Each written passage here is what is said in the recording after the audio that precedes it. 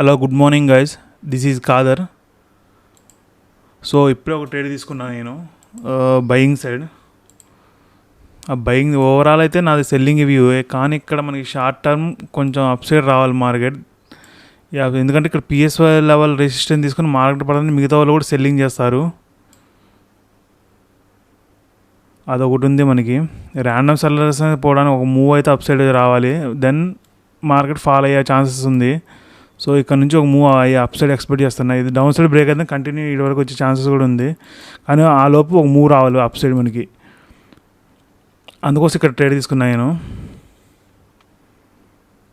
Then మనం PSI level break అయిన తర్వాత ఇక్కడ ఎగ్జిట్ అవుదాం. ఈ ప్లేస్లో ఎంత ప్రాఫిట్ ఎగ్జిట్ అయ్యి సెల్లింగ్ సైడ్ ఫైండ్ అవుట్ చేద్దాం. ఈ ఏరియాలో మనం సెల్లింగ్ సైడ్ ఫైండ్ అవుట్ చేద్దాం. ఈలో ప్రాఫిట్ బుక్ చేసుకుంటే మంచిదే మనకి. ప్రీవియస్ చూడండి, మనం వ్యూ కరెక్టే, గ్రీన్ క్యాండిల్ ఫామ్ అయ్యి సెల్లింగ్ వచ్చింది, కానీ మనం ఇమీడియట్లీ ఇక్కడ ట్రేడ్ తీసుకున్నాం. చిన్న అప్ సైడ్ మూవ్కి మన ఎస్ఎస్ హిట్ అయింది, దెన్ ఫాల్ అయింది.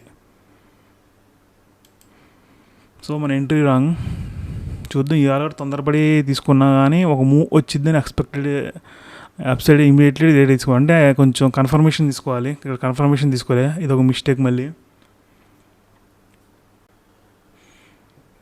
హలో గైస్, ఇంకో అప్డేట్. మనం ఇక్కడ సెల్లింగ్ సైడ్ క్లోజ్ చేసినాం. ఎందుకు క్లోజ్ చేసినాం అంటే చూడండి, మార్కెట్ ఇక్కడ నుంచి సపోర్ట్ తీసుకుని వెళ్ళాలి.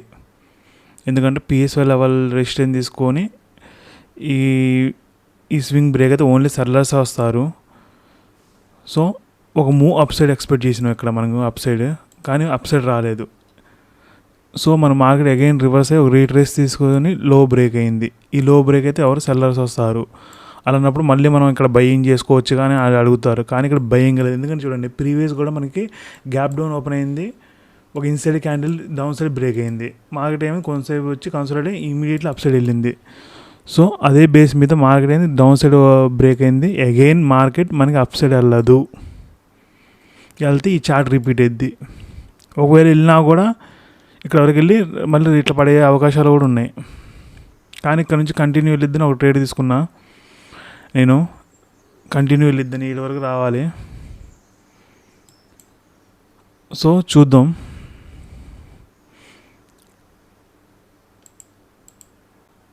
గాయస్, మనం ఇక్కడ ట్రేడ్ తీసుకున్నాం. చూడండి రివర్స్ ఎంత పెద్ద క్యాండిల్ ఫామ్ అయిందో.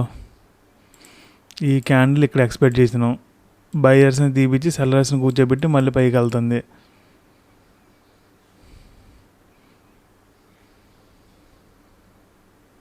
ఏం చెబుతాం,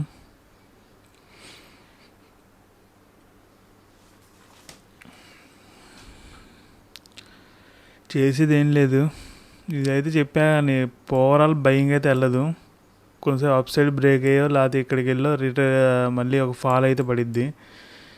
ఇక్కడ ఏంటంటే ఈలోపు ర్యాండమ్ బయర్స్ ఎగ్జిట్ తీపిస్తుంది మార్కెట్, ర్యాండమ్ సెల్లర్ని ఎగ్జిట్ చేపిస్తుంది, దెన్ ఒక ఫాల్ అయ్యే అవకాశాలు ఉన్నాయి. సో మన బీచ్లో మధ్యలో మనం బకరా అవుతున్నాం.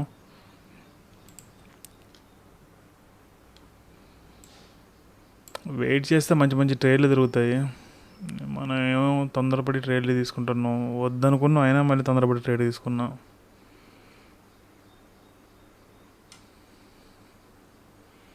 ఏం చేద్దాం, లాస్ట్ బుక్ చేసినాం.